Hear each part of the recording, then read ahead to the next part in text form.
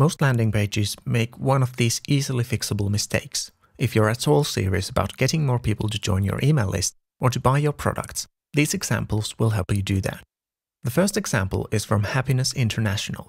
First of all, I have to say that this is a fairly good landing page, but there is one clear mistake. The next step doesn't feel easy. The goal of the page is to get people to try a free personal development planner. But right from the beginning, the feeling is that the page is trying to sell something instead of offering something free.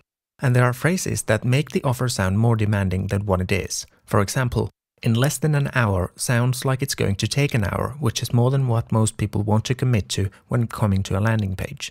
Or provide hundreds of links to get you started sounds like you're expected to read hundreds of articles. The page is also very long. It looks like a full-fledged sales page. And the fact that the offer is free isn't clear enough to be noticed if you're just skimming the page. So it's likely that many visitors leave the page because they don't want to buy anything. When you click the call to action button, you see a registration page. You're asked to give your first and last name, email address, and to create a password. Instead of asking for a registration, the page should let people use the planner right away. And when the user has completed the questionnaire, the system would prompt them to give an email address where the results will be sent. After spending the time filling the questionnaire, the user is much more likely to give their email address. Alternatively, the registration page could only ask for an email address, and after joining the email list, the user would be sent to a registration page that asks for the other info.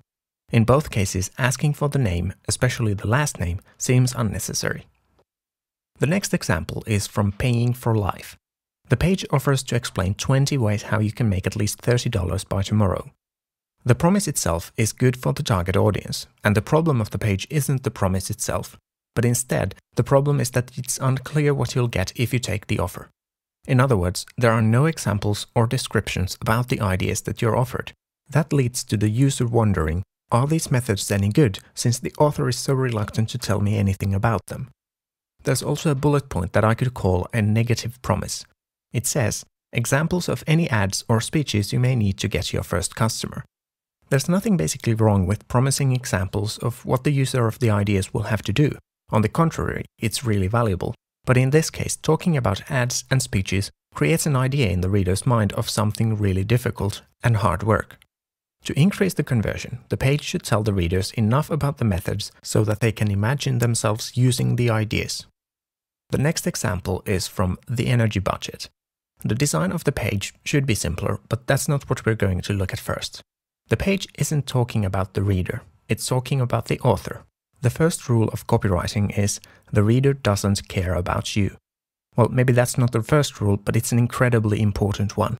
It doesn't mean that you couldn't say anything about yourself, but the focus of the page should remain on the reader at all times, even when you're telling your own story. If you're not sure you know how to do that, avoid using the words I, me, and myself at all. Other than the focus of the text, the page's design isn't quite following the standards of landing pages. The navigation bar should be taken away to keep readers focused on the content of the page, and the sidebar causes similar distraction. Some of the sidebar's content is good, for example the logos of other blogs where the author has written to, and the testimonials add credibility. But instead of breaking the page into two sections, the main content and the sidebar, the good parts of the sidebar should be included into the main copy of the page. Conversion is also about a lot of other things than what we covered in this video. To get a better idea about the whole process of finding customers, getting them to your site, and finally getting them to buy your products, check out the completely free 5-part video series that explains the process of building a profitable business based on online marketing. You'll also get an ebook, 101 headline formulas, that you can use to write headlines that capture attention and get people to read what you have to say. And you'll get a landing page checklist that explains the 11 most important keys to high conversion. If you read the checklist, you'll not only know more about landing pages than most internet marketers, but you'll also get more subscribers and customers than most people. My name is Peter Sandeen. I show businesses how they'll get more subscribers and customers. If you have any questions about this video or about conversion overall, leave a comment or send me an email.